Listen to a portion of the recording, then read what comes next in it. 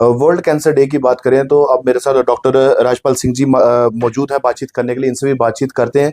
Radiation oncology किस तरह से ट्रीटमेंट रहता है कैंसर पेशेंट्स के लिए। मेरे साथ डॉक्टर राजपाल जी हैं। राजपाल जी, रेडिएशन ऑन्कोलॉजी की बात करें तो पेशेंट्स जो कैंसर पेशेंट्स होते हैं, किस तरह का ट्रीटमेंट रहता है उनको, और जो कैसे पता चलता है कि किस पेशेंट को कौन सा जो है कैंसर है, किस तरह के सिम्टम्स हैं वो कैसे पता चलते हैं। पहले तो नमस्कार and thank you for having me here. जैसे कि पहले तो सबसे पहले कैसे पता चलता है कि कैंसर है क्या है, वो डिपेंड करता है किस साइट का कैंसर है, किस जगह का कैंसर है। उसी हिसाब से सिम्टम्स होते हैं और उसी हिसाब से हम उनको इन्वेस्टिगेट करते हैं। जैसे किसी को खाना निकलने में तकलीफ है तो हम ये सोचते हैं कि या तो इसको गले में तकलीफ होगी या उसकी फूड पाइप में तकलीफ होगी, या किसी को बोलने में मतलब किसी की आवाज़ भारी हो रही है, नॉर्मली जिस आवाज़ में वो बात कर रहा है उससे भारी हो रही है तो वो गले की तकलीफ होगी। या आप कभी देखते हैं कि फीमेल्स में मोस्टली ब्लीडिंग की शिकायत रहती है, तो देन वी थिंक ओवर कि there is some issue with uterus और सर्विक्स। सो डिपेंडिंग अपॉन जो भी सिम्टम होगा उसी हिसाब से उसको इवेल्युएट किया जाता है और इवेंचुअली उसका डायग्नोसिस बनाया जाता है। सो कमिंग अप टू कि रेडिएशन कहाँ कहाँ यूज़ होती है, कहाँ कहाँ ट्रीटमेंट में इन्वॉल्व होती है। So it is an integral part of the treatment. Cancer का ट्रीटमेंट है एक कैंसर का ट्रीटमेंट मोस्टली ट्राई मोडालिटी रहता है, जिसमें सर्जरी भी है, कीमोथेरेपी भी है और रेडिएशन थेरेपी भी है। Surgery being the most oldest and afterwards radiation was used initially. So chemotherapy is a newest branch. So radiation almost आप देखेंगे 80 to 90% ऑफ द केसेस में होता ही होता है। आइदर आप किसी क्योर करने के लिए आप रेडिएशन कर रहे हैं, या किसी के पेन है उसको पैलेशन करने के लिए रेडिएशन कर रहे हैं, तो eventually 80 to 90% of patient will undergo radiation during their lifetime, cancer patients.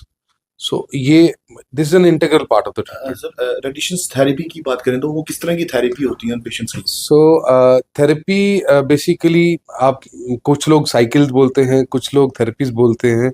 तो आम जनता में थोड़ा सा ये है कि कभी कभी कुछ लोग बोलते हैं कि करंट लगाते हैं। ऐसा कुछ नहीं होता। दीज आर जस्ट एक्सरेज, जो नॉर्मल एक्सरे, जैसे हम कहीं एक्सरे, छाती का एक्सरे करवाने जाते हैं, जब वो रिपीटेडली और हाई डोजेस पे यूज होता है वो ट्रीटमेंट के लिए यूज होता है। और कोई भी जो ट्रीटमेंट के लिए यूज होगी चीज, उसका कुछ ना कुछ साइड इफेक्ट रहता है। जैसे आप देखिए गले की जब रेडिएशन होती है तो मुंह में छाले होते हैं। सो अगर वो नहीं हो रहे तो वी एक्सपेक्ट किया इसका मतलब रेडिएशन नहीं हो रही है। या कभी अगर फीमेल्स होती हैं जिनमें ब्रेस्ट कैंसर होता है तो वहां पे अगर रेडिएशन कर रहे हैं तो चमड़ी के कलर की चेंजेस आती हैं। तो दिस मीन कि वहाँ रेडिएशन हो रहा है, उससे पता चलता है। And more over side effects उतने नहीं हैं जितने लोग मतलब जितना लोग डरते हैं। And because of newer machines ये साइड इफेक्ट कंट्रोल भी किए जाते हैं। अब देखिए, पहले रेडिएशन खाली पैलिएशन के लिए, मतलब इंसान का और कुछ नहीं हो सकता तब रेडिएशन करते थे। आजकल रेडिएशन एक definitive comparable to surgery procedures भी यूज किया जाता है। लाइक आप एक छोटा सा लंग का डिजीज है, उसमें आप सर्जरी और रेडिएशन का जो रिजल्ट्स हैं वो इक्वलेंट हैं। गले का बड़ा छोटा सा डिजीज है, उसमें रेडिएशन ही की जाती है। सर्विक्स में रेडिएशन का ही रोल है, बाकी सब चीज़ों का रोल नहीं है। So it is one of the important part of cancer treatment. Sir, जो पेशेंट्स सेकंड कंसल्टेशन लेकर नारायणा हॉस्पिटल पर आएंगे वर्ल्ड कैंसर डे के ऊपर, किस तरह से रहेगा। सो ऐसा है कि on this world cancer day our hospital has started this campaigning. They started free second consultation. So जिसको भी कोई सेकंड कंसल्टेशन लेनी है वो इस मंथ के लिए वो यहाँ पे आके फ्री कंसल्टेशन ले सकते हैं। अंडर रजिस्टर करके वो यहाँ पे फ्री कंसल्टेशन इसका फ़ायदा उठा सकते हैं। देखो, हर एक इंसान को ये रहता है कि मेरे को बेस्ट से बेस्ट ट्रीटमेंट मिले।